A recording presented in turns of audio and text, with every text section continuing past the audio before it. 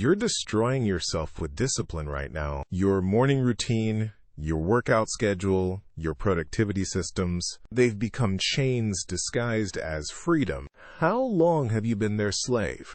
By the end of this, you'll know exactly why. Your best habits are secretly your most dangerous addictions, and how true Stoic masters break free from even their own excellence. Think about yesterday morning. You probably followed the same sequence. Wake up, coffee, exercise, work, the same apps, the same times, the same ritual. You call it discipline.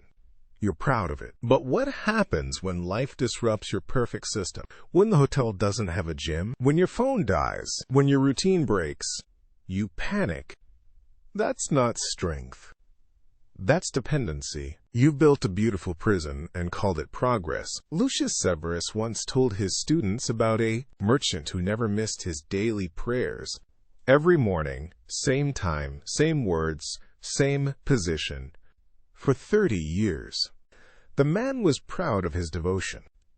But when bandits captured him on a journey, he couldn't find peace because he couldn't perform his ritual. His spiritual practice had become spiritual slavery. Your habits work the same way. They start as tools to serve you, but slowly, quietly, you begin serving them instead. The morning run becomes non-negotiable. The productivity system becomes sacred. The routine becomes your identity. An identity is where freedom goes to die. When you say, I'm someone who works out every day, you're not describing behavior. You're describing a cage. Because now you can't be someone who takes a rest day without feeling like you're betraying yourself. You've confused consistency with rigidity, discipline with dependency. The cruel irony? The more successful your habits become, the more trapped you get. Success reinforces the pattern. Every perfect day makes you more afraid of an imperfect one. Every streak makes you more desperate to maintain it. You're not building character. You're building compulsion. Marcus Aurelius understood this trap. He wrote, "Very little is needed to make a happy life. It is all within yourself. In your way of thinking." Notice what he didn't say. He didn't say you need the perfect morning routine, or the right productivity app, or 5 hours of deep work daily. He said it's in your way of thinking, not your way of doing. True Stoic discipline isn't about never breaking your routine. It's about being so internally grounded that you can break any routine and remain unshaken. It's not rigid adherence to external systems. It's flexible response to whatever life presents. Marcus Cain learned this the hard way. For years, he maintained military precision in everything. Same wake time, same workout, same meal schedule. He thought this was Stoic discipline. Then deployment broke everything. Different time zones, unpredictable schedules, chaos.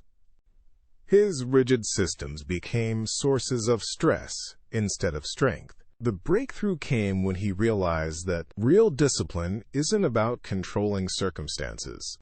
It's about maintaining virtue regardless of circumstances. He shifted from external discipline to internal discipline, from habit-dependent to principle-dependent. Instead of, I must work out at 6 a.m., it became, I maintain my body as needed. Instead of, I need my productivity system, it became, I focus on what matters most right now. The practices remained, but the attachment dissolved.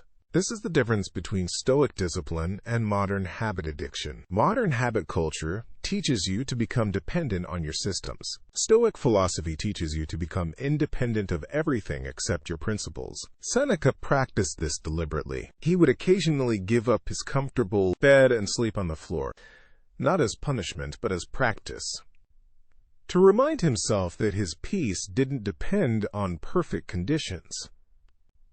He would fast occasionally, not for health benefits, but to break his dependency on routine pleasure. It was training himself to be free. Your habits should be tools you can pick up or put down based on what virtue requires in this moment. If your routine serves justice, wisdom, courage, or temperance, follow it. If circumstances require you to adapt, adapt without losing your center. The goal isn't to eliminate good habits.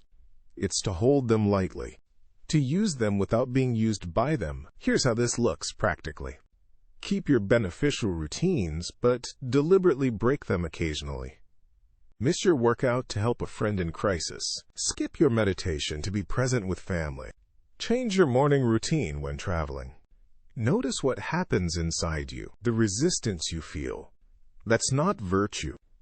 That's attachment. Work with it. Breathe into it. Remind yourself that your worth doesn't depend on maintaining any external pattern. Practice what Epictetus called the discipline of desire. Want what happens to happen. If circumstances prevent your usual routine, treat that as an opportunity to practice adaptation instead of a threat to your identity. This is advanced Stoicism. Most people think Stoic discipline means rigid self-control. Real Stoic discipline means being so internally stable that you can be completely flexible externally. Your routines become suggestions instead of commandments. Your habits become preferences instead of necessities. Your systems become servants instead of masters. The strongest people aren't those who never break their routines. They're those whose inner peace survives any broken routine. They've learned to depend on principles that can't be disrupted by circumstances. That's what freedom actually looks like. Not the perfect execution of perfect habits, but the calm confidence that you'll remain yourself no matter what gets disrupted. True discipline transcends all systems, including the ones you think are helping you. The next step changes everything.